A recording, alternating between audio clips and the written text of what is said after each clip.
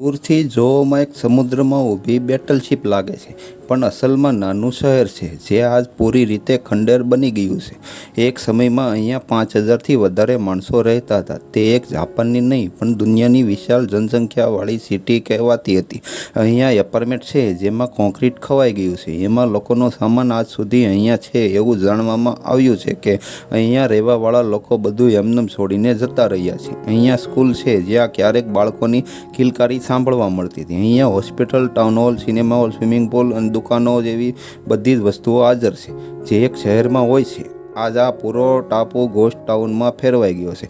અહીંયા રહેવાવાળા હજારો લોકોમાંથી કોઈ નથી રહેતું. અહીંયા એવું તો શું થયું હતું કે જાપાન દેશ પૂરા 35 વર્ષથી ટુરિસ્ટને ટાપુ પર જવામાં રોકી રાખ્યા હતા.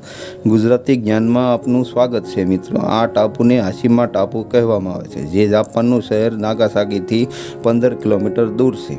તે દક્ષિણી ચીની સમુદ્રમાં મોજૂદ છે. કેમ કે આ ટાપુની શકલ બેટલશીપ જેવી લાગે છે, જેથી બેટલશીપ ટાપુ પણ કહેવામાં આવે છે. સમુદ્રના હિસ્સામાં 500થી વધારે ટાપુ આવેલા છે જેમાં માણસો રહેતા નથી. પણ હાશીમા ટાપુની કહાની બધાયથી અલગ છે. જોવા જાય તો બીજા ટાપુ હરિયાળીથી ભરેલા છે, પણ હાશીમા ટાપુ સમુદ્રથી ઉપર છે, જે એક મોટો પથ્થર છે જેના ઉપર ઝાડ કે પ્લાન્ટેશન ના હોવા બરોબર છે. આ ટાપુ એક વખતમાં જાપાનની ઇકોનોમી વધારવામાં બહુ મોટો ફાળો હતો અને એની ખાસ વાત એ હતી કોલસાની ખાણ. પાછળના 150 વર્ષોના ઇતિહાસમાં આ ટાપુના સમુદ્રમાં પેટાળમાં 1,65,00,000 ટન કોલસો કાઢવામાં આવ્યો હતો. આ બધો કોલસો પૂરા ભારતને એક મહિના માટે વીજળી ઉત્પન્ન કરી શકે તેટલો હતો. સન 1800માં હાશીમાથી થોડા જ દૂર ટાકાશીમા ટાપુ પર રહેવાવાળા લોકોને જમીનમાં વેરાયેલ કોલસો મળ્યો હતો. પહેલાં તો એની ખાસિયત ખબર ન હતી. કોહિતા નામના વ્યક્તિને ભૂલથી કોલસાની ખાસિયત વિશે ખબર પડી.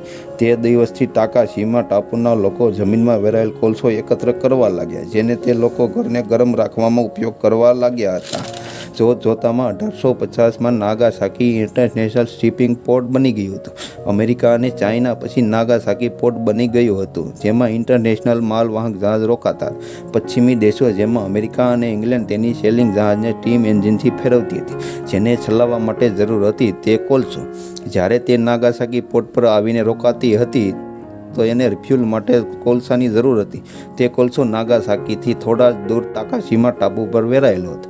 જ્યારે કોલસાની માંગ વધતી ગઈ ત્યારે ટાપુના લોકો કોલસાને જમીનમાંથી કાઢવા માંડ્યા. જોતજોતામાં ટાકાશીમા ટાપુના જમીનમાં કોલસો પૂરો થઈ ગયો. ત્યારે તેણે આજુબાજુના ટાપુની શોધખોળ કરી, જેમાં હાશીમા ટાપુ પર મળી આવ્યો, જેમાં પુષ્કળ પ્રમાણમાં કોલસો હતો. તે સમયે કોલસો કાઢવા માટે જૂની પદ્ધતિનો ઉપયોગ કરવામાં આવતો હતો, જેમાં વધારે પડતો હાથનો ઉપયોગ કરવામાં આવતો, પણ વધતી માંગને લીધે હાથનો ઉપયોગ ઓછો પડતો હતો. એ માટે 19મી સદીમાં મિત્સુબિશી કંપનીએ હાશીમા ટાપુ ખરીદી લીધો. તે વખતે મિત્સુબિશી કંપની શિપિંગ કંપની હતી. તેણે હાશીમા ટાપુ પર પ્રોપર કોલ માઇનિંગ શરૂ કરી હતી. મિત્સુબિશી કંપનીએ અહીંયા કામદારો માટે ઘર બનાવ્યા અને પૂરા ટાપુને સમુદ્રી લહેરોથી બચાવવા દરિયાઈ દિવાલ પણ બનાવી. તેથી જ આ ટાપુ એક વિશાળ શિપના આકારમાં દેખાય છે. 1916માં અહીંયા 3000 કામદારો રહેતા હતા, જે વર્ષે 150 ટન કોલસો જમીનમાંથી કાઢતા હતા. હાશીમા ટાપુની નાની સાઇઝને લીધે રહેવાની જગ્યા બહુ ઓછી હતી. મિત્સુબિશી કંપનીએ આ ટાપુ ઉપર કોન્ક્રીટનું બાંધકામ બનાવ્યું, જેથી તે વધારેમાં વધારે કામદારો તેના પરિવાર સાથે રહી શકે.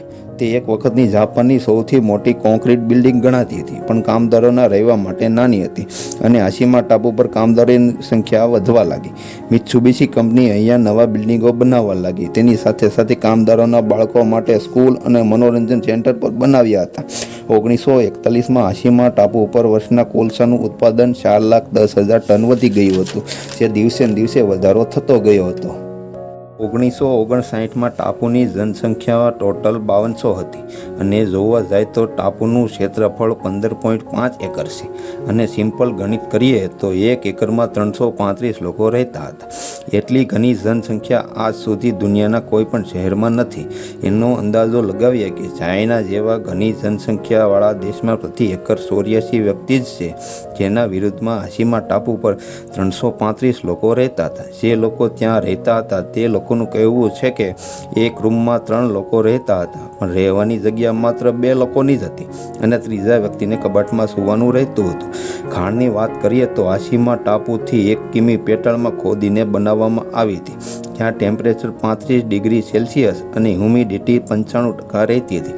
આ કઠિન સમયમાં કામદારોનું કામ કરવાનું ખતરાથી ખાલી નહોતું. હાશીમા ટાપુ પર કોલસાની ખાણમાં કેટલીક વાર કામદારોનું મૃત્યુ પણ થયેલ છે.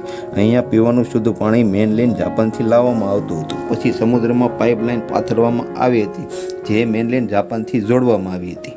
1960ના દશકામાં હાશીમા ટાપુ એની પીક પર ચાલતો હતો અને જાપાનની ઇકોનોમીને ફાયદો થતો હતો. પણ આ એ સમય હતો જે દુનિયામાં કોલ એન્જિનમાં ઘટાડો જોવા મળ્યો હતો. કોલસાને પર્યાવરણ માટે નુકસાનકારક ગણાવી દીધો હતો અને ઓઇલને કોલસાની જગ્યાએ ઉપયોગમાં લેવામાં આવતો હતો અને વૈશ્વિક વેપારમાં કોલસાની માંગમાં ઘટાડો જોવા મળ્યો હતો અને ધીમે ધીમે કોલસાની ખાણો બંધ થવા લાગી હતી. હાશીમા ટાપુ પર કોલસાની માઇનિંગ વધારે મુશ્કેલ હતી. એક તો મેનલેન્ડથી દૂર હતું, તેમાં સુનામી સમુદ્રી તોફાનો આવતા રહેતા હતા. મિત્સુબિશી કંપનીએ ટાપુની ચારે બાજુ રક્ષાત્મક દિવાલ તો બનાવી હતી, પણ તોફાનોને લીધે દિવાલ તૂટી જતી હતી, જેના લીધે રિપેરિંગમાં પણ વધારે ખર્ચો થતો હતો. આ બધું મુશ્કેલ પરિસ્થિતિમાં હાશીમા કોલસાની ખાણ ફાયદાકારક તો નહોતી અને ફાઇનલી 15 જાન્યુઆરી 1974માં કંપનીએ હાશીમા કોલ માઇનિંગને બંધ કરી દીધી હતી અને રોજગાર વગરના હજારો કામદારોએ રાતોરાત હાશીમા ટાપુને છોડીને જતા રહેવું પડ્યું હતું. હાશીમા ટાપુના ઇતિહાસમાં માણસોની એ પૂરી એક પેઢી મોટી થઈ હતી, પણ આ સારી યાદગીરી છોડીને અહીંયાથી જવું પડ્યું હતું. હાશીમા ટાપુ દક્ષિણી ચીની સમુદ્રમાં ભૂલાયેલો ખંડેર ટાપુ જેવો લાગે છે. કેટલા વર્ષો સુધી જાપાન સરકારે ટાપુને પ્રતિબંધિત જાહેર કર્યો હતો અને આ નિયમ જાપાન સરકારનું કહેવું છે કે તે ચોરી રોકવા માટે બનાવ્યું છે. હાશીમા ટાપુને 21મી સદીમાં જોવામાં આવ્યો અને ખંડર ટાઉનમાં પ્રખ્યાત થઈ ગયો. 2005માં જાપાનની સરકારે હાશીમા ટાપુને ટુરિસ્ટ માટે ખુલ્લો મૂક્યો અને ઓફિસરે કેટલી વાર બિલ્ડિંગને રિપેર કરવાની કોશિશ કરી, પણ એનું લોખંડ કોન્ક્રીટ સડી ગયું છે અને ખરાબ વાતાવરણને લીધે મુશ્કેલ છે. અહીંયા કેટલીક બિલ્ડિંગો વાવાઝોડાને લીધે પડી ગઈ છે અને બીજી બિલ્ડિંગો પડવાની તૈયારીમાં છે, પણ ટાપુના થોડાક જગ્યામાં રિપેરિંગ કરવામાં આવ્યો છે અને યાત્રિકોને અહીંયા સુધી જવાની પરમિશન છે. આ ઘોસ્ટ ટાઉનની લોકેશન ફિલ્મ મેકરને આકર્ષક લાગે છે. અહીંયા 2009ની લાઈફ આફ્ટર પીપલ ટીવી સિરીઝનું શૂટિંગ કરવામાં આવ્યું છે અને 2011માં આવેલ જેમ્સ બોન્ડનું સ્કાયફોલના ઘણા સીનનું શૂટિંગ કરવામાં આવ્યું છે અને આશા છે કે ગુજરાતી જ્ઞાનનો આ વિડીયો તમને ગમ્યો હશે. તેથી આ ચેનલને લાઇક કરો, શેર કરો, સબસ્ક્રાઈબ કરો અને બેલ આઇકોન દબાવો, જેથી અમારા વિડીયોનું નોટિફિકેશન પહેલાં મળી રહે.